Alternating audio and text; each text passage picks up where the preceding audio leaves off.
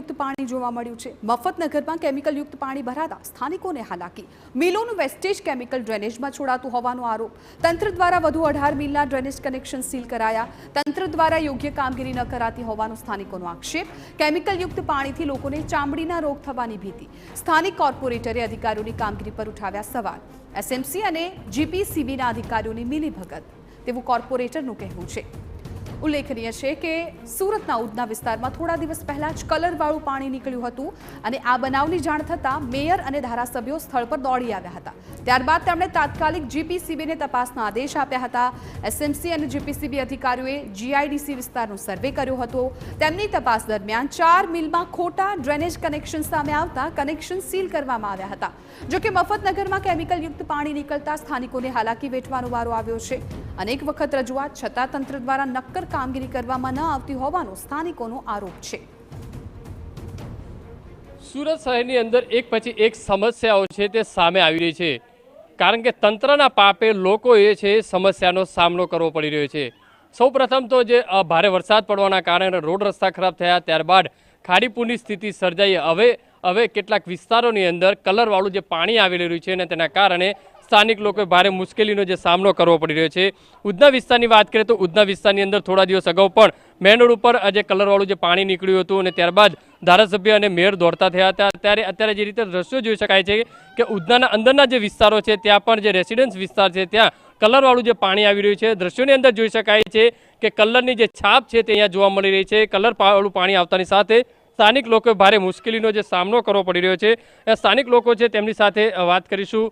किस तरीके से परेशानी, किस तरीके से पानी आता है, कितनी मुश्किल? साहब बहुत तकलीफ है। हम लोग यहाँ पे बहुत दिन से रहते हैं। ये तकलीफ अभी 2-4 साल से ज़्यादा ही हो गई है। पहले तो पानी कम भरता था, अभी क्या बारिश का मौसम रहता है तो पानी ऐसे भी भर जाता है।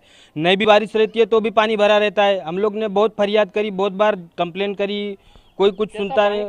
पानी ऐसा कलर में आता है, बहुत तकलीफ रहती है, बहुत बच के रहना पड़ता है। उसके बाद भी तकलीफ हो जाती है, कहीं क्या तब बीमारी तमाम प्रकार की हो जाती है। हम लोग ने बहुत कोशिश करी लेकिन कुछ होता नहीं है। ऐसा है अभी क्या बोले। શું કહેશો, કઈ રીતની સ્થિતિ છે આ વિસ્તારની અંદર? આખી પાંડેસરા છે, ઉધના છે, આ તમામ રોડની અંદર આ રીતની સ્થિતિ જોવા મળે? ખરેખર આ વિસ્તારની સ્થિતિ બહુ જ ખરાબ છે। આ જે કલર કેમિકલયુક્ત પાણી જે સ્લમ વિસ્તારમાં જો નીકળે છે એને અનેકો રોગચાળા ફેલવાનો જો ભય છે। હું પ્રશાસનથી માંગ કરું છું કે આ જે ગેરકાયદેસર ડાઇંગ પેઇન્ટિંગ ચાલતું હોય એને સામે કાયદેસર પગલાં લઈ તાત્કાલિક કલર કેમિકલવાળા યુક્ત પાણી જો બંધ કરવા જોઈએ। જે રીતે સ્થાનિક લોકો માંગ કરી રહ્યા છે, અહીંયા સ્થાનિક જે કોર્પોરેટર છે સોમનાથભાઈ, તેમની સાથે વાત કરીશું। સોમનાથભાઈ, કેટલી ગંભીર બાબત, તમે સ્થાનિક કોર્પોરેટરો છો? હું છેલ્લા 3 વર્ષથી આ જે તપેલા ડાઇંગ એ વગર ટ્રીટ કરેલું પાણી એ ગટરની અંદર, એસએમસીની ગટરની અંદર જ્યારે છોડી રહ્યો છે એના કારણે પીવાના પાણીમાં પણ એ બળી રહ્યું છે। આ ફરિયાદ હું અગાઉ બોર્ડમાં પણ કરી છે, અગાઉ મીડિયા સામે પણ કરી છે, અગાઉ સંકલનમાં પણ કરી છે। પરંતુ આમાં એસએમસી અને જે જીપીસીબી છે એ વારંવાર જે ગત અમારા 1.5 મહિના પહેલાં અગાઉ જે અમારે અહીંયા જે સુજલ પ્રજાપતિ કરીને જે કાર્યપાલક ઇન્જિનિયર આ એની બધી બેદરકારી છે।